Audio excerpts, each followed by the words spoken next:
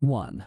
The year is 218 before Christ. Hannibal Barca leads 40,000 men and 37 elephants across impassable frozen mountains. 2. He has already lost half his army to snow, cold, and impossible mountain passes that no general has ever crossed with elephants. 3. Rome does not know he is coming. Rome believes the Alps themselves are a wall no army could ever hope to breach. 4. Nobody inside Hannibal's frozen column knows that tonight something is about to fall from the sky that has no name in any language. 5. High above the frozen peaks, in silence no mountain wind could ever explain, something impossibly small begins descending through the clouds. 6. It makes no sound a soldier would recognize, no sound an elephant would fear, no sound that belongs anywhere near 218 before Christ. 7. The first Carthaginian scout to notice it will not live long enough to describe what he actually witnessed that frozen morning. 8. This is the story of the night Hannibal's greatest gamble met something that should not exist for another 22 centuries. 9. But one impossible object falling from the sky rarely stays simple, because impossible objects create impossibly complicated human consequences afterward. 10. Because when the sky produces something no soldier can explain, the men standing beneath it must decide whether to flee or investigate. 11. Somewhere between ambition and annihilation, between conquest and catastrophe, this frozen morning will decide whether Hannibal's army ever reaches Italy at all. 12. Or whether history's greatest military gamble ends quietly, buried under snow, ice, and something history never predicted or recorded. 13. What you are about to witness did not happen, but every fear inside it happened to real soldiers on a real frozen mountain. 14. Terror does not care what century a mountain belongs to, and neither does the shock of watching the sky itself turn violent. 15. So keep your eyes on the peaks, because in the next 20 minutes Hannibal's crossing stops being history and becomes something else entirely. 16. By 218 before Christ, Carthage and Rome have fought bitterly for control of the Mediterranean for over 2 decades already. 17. Hannibal, only 26 years old, has sworn since childhood to destroy Rome, an oath his father demanded before he could even walk properly. 18. Rome believes the war will be fought at sea and across Spain, never imagining an army could cross the Alps in autumn. 19. Hannibal's plan is audacious beyond reason. March an entire army, cavalry, and war elephants directly over mountains Rome considers utterly impassable. 20. His soldiers, recruited from across Africa, Spain, and Gaul, follow him through terrain none of them ever imagined facing in their lives. 21. The elephants struggle worst of all. Unaccustomed to ice, thin air, and narrow paths carved along terrifying, sheer mountain cliff edges. 22. Snow falls harder each day, hiding crevasses, freezing supplies, and killing exhausted soldiers who simply lie down and never rise again. 23. Local mountain tribes attack from higher ground, rolling boulders down onto the struggling column, adding human violence to nature's brutal punishment. 24. Neither Hannibal nor Rome knows this desperate crossing is about to be interrupted by something neither God nor mountain could properly explain. 25. Hannibal pushes his army forward relentlessly, understanding that stopping now means certain death for everyone still following him through the snow. 26. His brother Mago rides beside him, watching morale crumble daily as soldiers whisper that this crossing may be a fatal, foolish mistake. 27. Scouts report a narrow pass ahead. The final major obstacle before the descent into the fertile plains of northern Italy begins. 28. It is here, in this narrow frozen pass, that the sky above Hannibal's column begins behaving in ways nobody can properly explain. 29. Weeks earlier, in a fold of time nobody in this story can properly account for, something from 22 centuries ahead begins falling toward these exact coordinates. 30. The details of how it arrived matter less than what happens the moment it detonates deep within the frozen mountain pass ahead. 31. A shape smaller than any siege weapon known to this century strikes the mountainside with a force that defies every law of war Hannibal understands. 32. The impact tears through solid rock and ancient ice, a shockwave rolling down the pass faster than any horse could ever gallop. 33.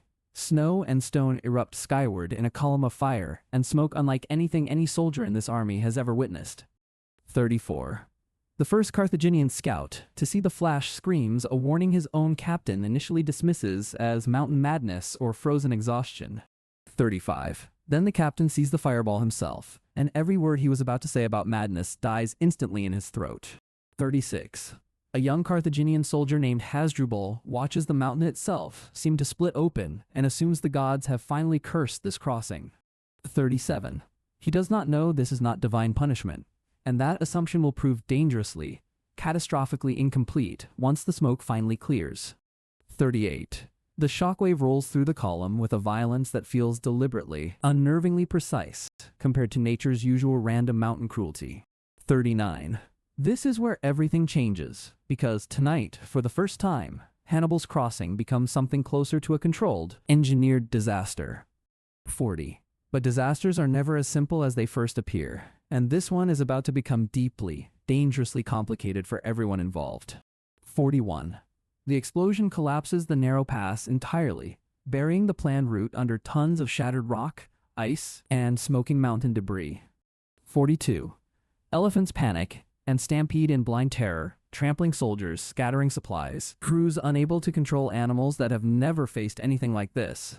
43. But then something strange happened. No further explosions follow, only silence, smoke, and a crater where solid mountain once stood firm.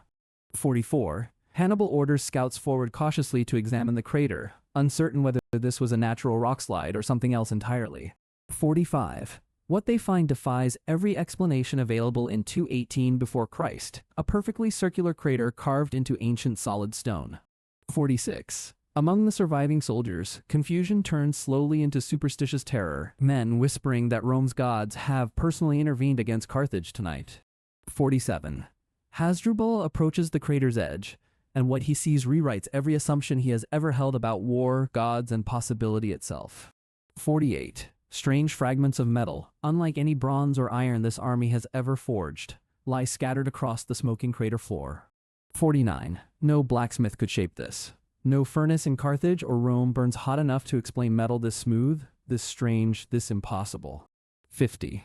This is where everything changed, because Hannibal's carefully planned route, unbroken for weeks of brutal marching, is suddenly completely, permanently blocked. 51.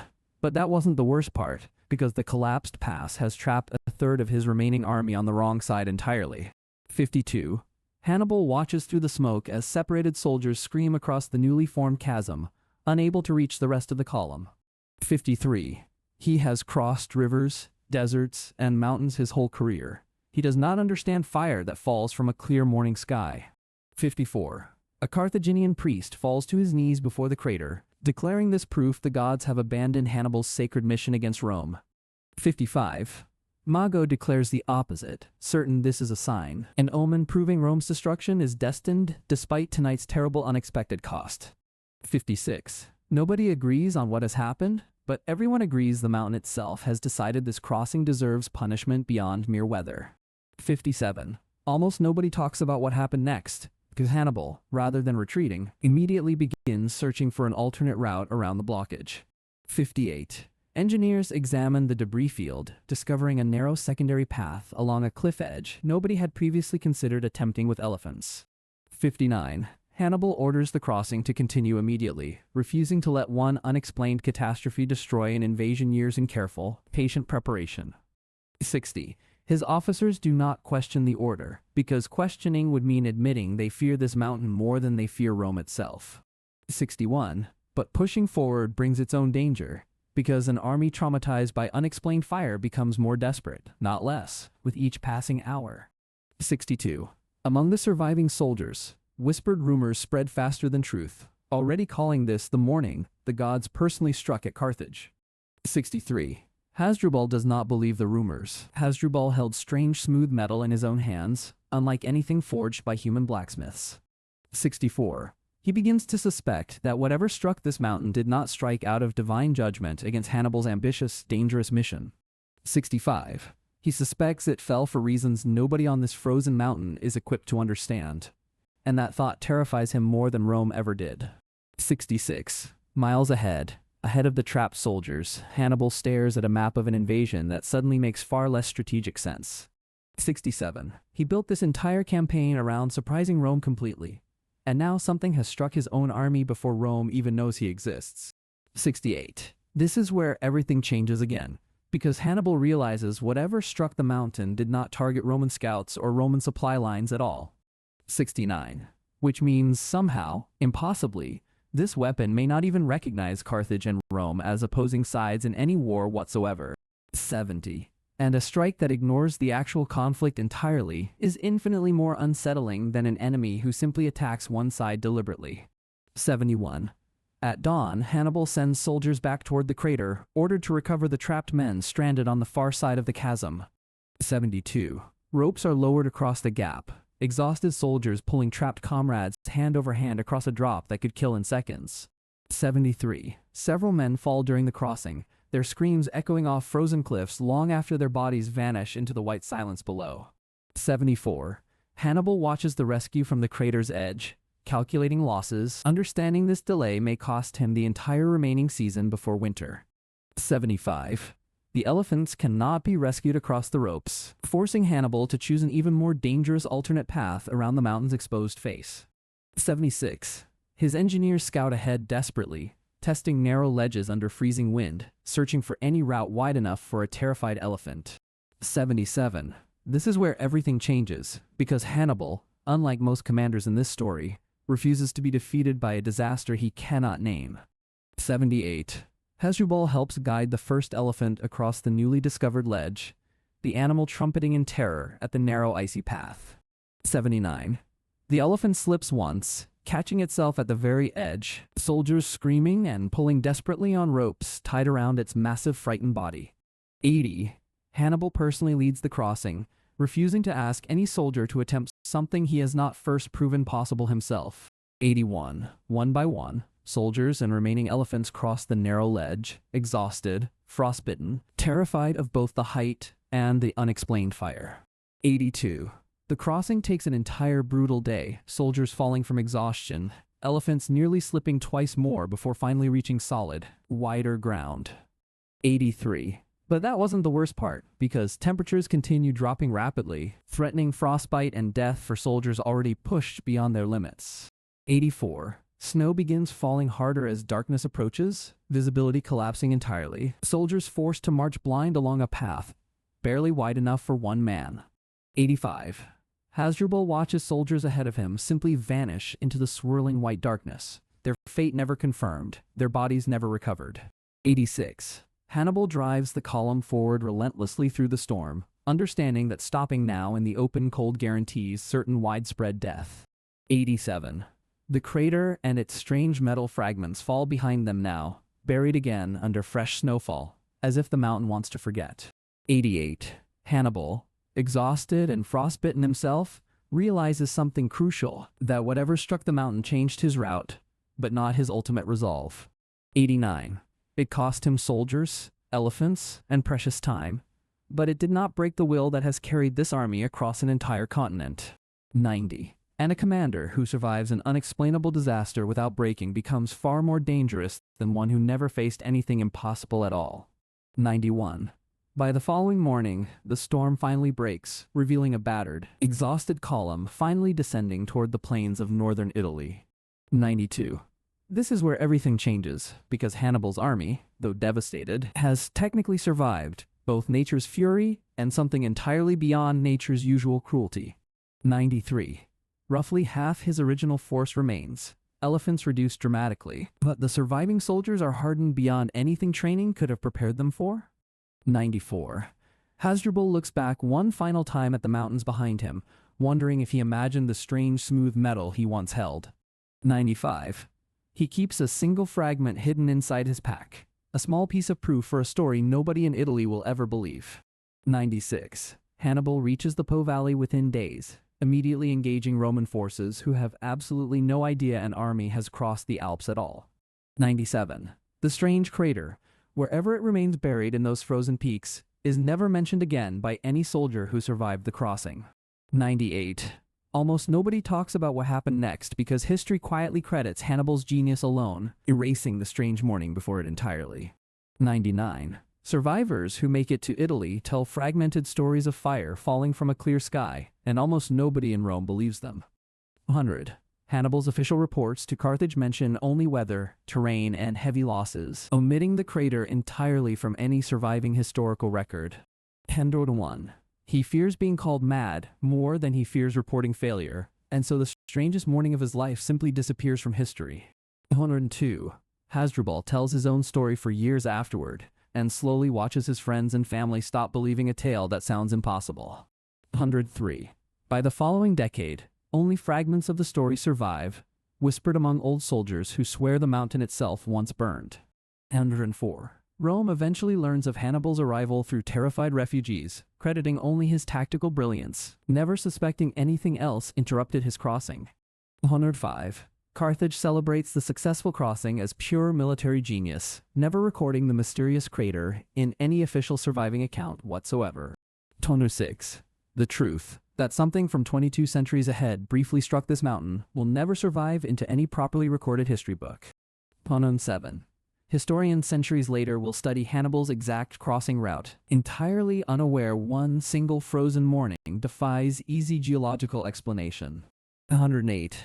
The strike's brief appearance changes nothing about the war's eventual outcome, yet it changes everything about how that specific morning actually happened. 109. Almost nobody talks about what happened next, because within years, Rome and Carthage continue their brutal war as if that morning never occurred. 1110. Hannibal fights across Italy for 15 more years, his crossing forever remembered as genius, never once linked to that frozen crater. 11. Word of fire falling from clear skies spreads quietly through surviving soldiers, twisting slowly into superstition and battlefield legend over decades. 1112. Carthaginian priests claim divine punishment for pride, insisting the gods themselves briefly opposed Hannibal's audacious plan to invade Roman territory. 1113. Mountain villagers near the crossing begin telling children stories of a fire god who once struck the peaks in ancient anger. 1114. Soldiers whisper darker theories in military camps years later, that something from beyond the world watched this crossing and briefly intervened. 1115. Hasdrubal tells no one what he actually believes, that the crater was not divine punishment, but something colder and far stranger entirely. 1116. Children born that year are named after fire, mountains, and survival, unaware their names commemorate a weapon their descendants cannot imagine. 1117. Artists decades later depict the crossing as purely divine struggle, gods and demons filling murals nobody ever thinks to question closely. 1118. Carthaginian soldiers who survive begin whispering that Hannibal is cursed, that some force opposed his invasion before Rome ever fired an arrow. 1119. Morale across parts of the army remains shaken for years afterward, fear of that morning lingering longer than fear of Roman legions. 120. Hannibal continues his campaign regardless, but privately wonders if some force beyond mortal warfare truly opposed that particular frozen crossing. 121. In Rome, senators privately question surviving refugee reports about strange fire, receiving only confused accounts and unconvincing frightened explanations. 122.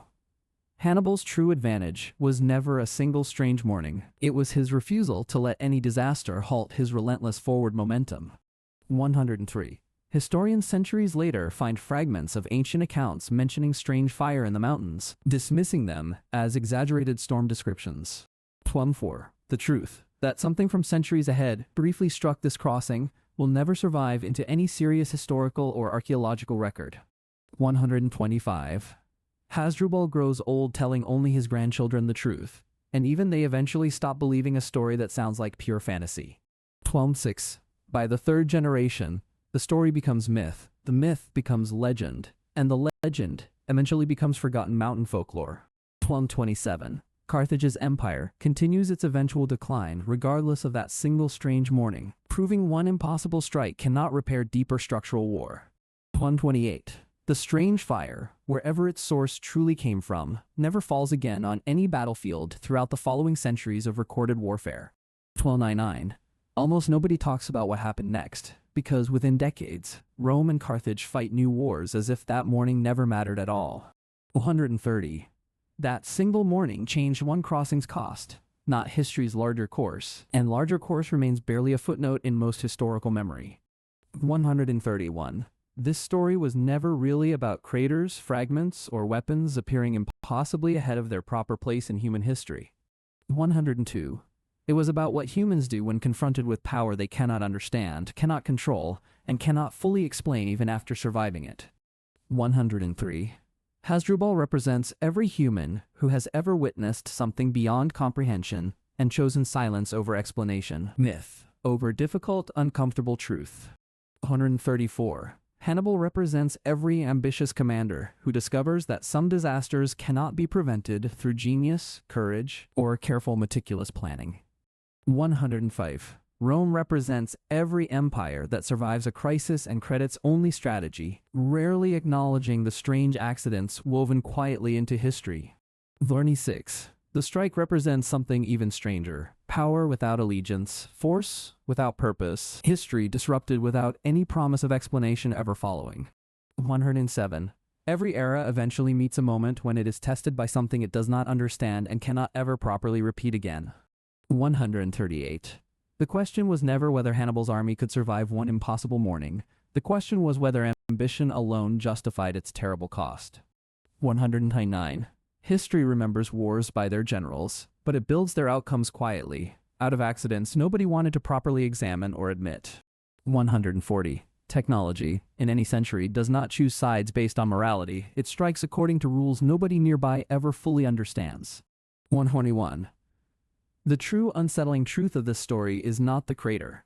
It is how quickly humans turn confusion into unquestionable religious certainty. 14.2. Fear does not need facts to spread. It only needs an unexplained fire in the mountains and a frightened army willing to believe anything. 143. Power, when it arrives without explanation, always gets mythologized first and questioned only generations later, when the truth no longer matters. 14.4. Hannibal did not survive because he possessed unlimited strength that morning. He survived because he refused to stop moving forward regardless. 145. Every commander believes his ambition alone shapes history, right up until the moment something unexplained reveals how fragile that ambition truly is. 46. In the end, the crater remained buried, both empires continued their brutal rivalry, and only one soldier ever knew what that fire truly was. 147.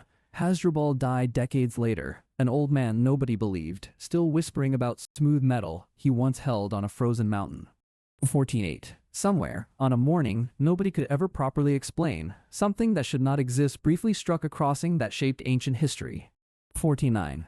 Perhaps that is the most human story of all, surviving something we will never understand, and calling it fate or fortune anyway. 150. Because in the end, every ambition is one unexplained morning away from either surviving as legend or vanishing as forgotten frozen dust.